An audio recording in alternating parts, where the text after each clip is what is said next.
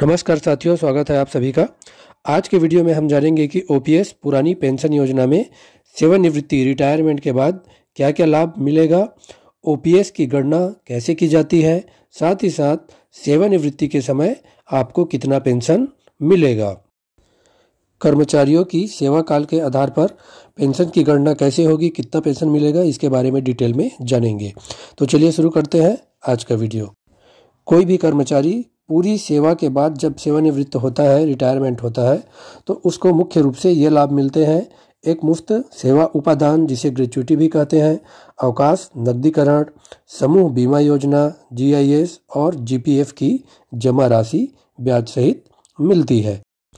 वर्तमान में छत्तीसगढ़ शासन की ओर से ओपीएस लागू करने का विकल्प प्रपत्र भरवाया जा रहा है, तो कर्मचारियों के बीच बहुत सारे कन्फ्यूजन है।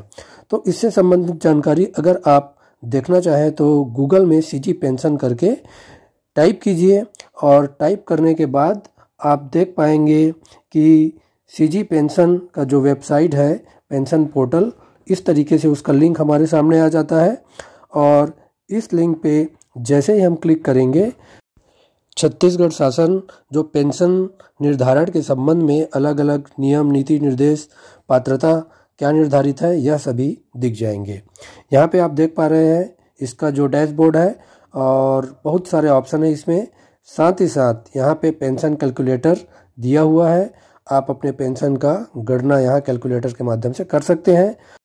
यहाँ पे है सामान्य प्रश्नोत्तरी, पेंशन से रिलेटेड अलग अलग प्रश्नों के उत्तर यहाँ पे आपको मिल जाएंगे। डिटेल में आप अध्ययन कर सकते हैं। जो महत्वपूर्ण प्रश्न है पेंशन निर्धारण के संबंध में, उसे हम सबसे पहले देखते हैं।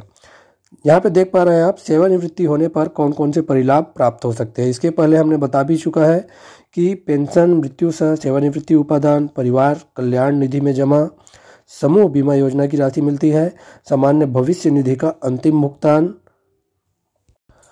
अर्जित अवकाश का नकदीकरण की राशि सेवांत परिलाभ के अंतर्गत नियमानुसार प्राप्त हो सकते हैं। अगला महत्वपूर्ण प्रश्न है, सेवानिवृत्ति पर पेंशन प्राप्त करने हेतु क्या न्यूनतम अर्हतादायी सेवा का बंधन है। तो इसका उत्तर आप देख पा रहे हैं, सेवानिवृत्ति त्याग पत्र पर पेंशन प्राप्त करने हेतु नियमानुसार न्यूनतम अर्हतादायी सेवा 10 वर्ष होनी चाहिए, अन्यथा छत्तीसगढ़ सिविल सेवा पेंशन नियम 1976 के नियम 43 के अनुसार सेवा उपादान की पात्रता होगी। 10 वर्ष की कम सेवा अवधि के लिए सेवा उपादान, सर्विस ग्रेच्युटी और ग्रेच्युटी की गणना कैसे की जाती है, इसके बारे में अगले वीडियो में जानेंगे। अगला महत्वपूर्ण प्रश्न है, अर्हतादायी सेवा का पेंशन की गणना पर क्या प्रभाव पड़ता है। इसका उत्तर आप देख पा रहे हैं, यदि शासकीय सेवक 33 वर्ष या कहना चाहिए अर्धवार्षिक में जोड़ा जाए तो 66 अर्धवर्ष होगा कि अहर्कारी सेवा पूर्ण कर सेवानिवृत्त होता है तो उसे पूरी पेंशन प्राप्त होने की पात्रता होगी। वर्तमान में अंतिम माह के मूल वेतन का 50% पूर्ण पेंशन है। यदि अर्हतादायी सेवा 33 वर्ष से कम परंतु 10 वर्ष से अधिक है तो पेंशन अहर्कारी सेवा के अनुपात में निर्धारण होगा। इसका गणना का सूत्र है, अंतिम माह का मूल वेतन गुणित अहर्कारी सेवा 6 माही में बटे 2 गुणित 66। इस सूत्र के माध्यम से आप कितना पेंशन निर्धारण होगा निकाल सकते हैं। अगर कोई शासकीय कर्मचारी 33 साल की सेवा अवधि पूर्ण करता है तो उसके पेंशन की गणना उस सूत्र के अनुरूप इस तरीके से होगी। मान लीजिए कर्मचारी की अंतिम बेसिक 70,000 है तो 70,000 गुणित सेवा अवधि 33 साल है तो उसका अर्धवार्षिक में हो जाएगा डबल, अर्थात 33 गुणित 2 बराबर 66 बटे 2 गुणित 66।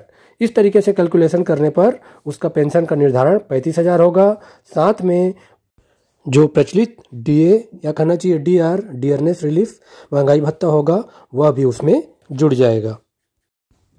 अगर किसी कर्मचारी की सेवा अवधि जो है 22 साल की है तो उसके लिए पेंशन की गणना उसी सूत्र के माध्यम से, अगर बेसिक जो है 70,000 है और सेवा अवधि 22 साल है तो 22 का अर्धवार्षिक 44 बटे 2 गुणित 66।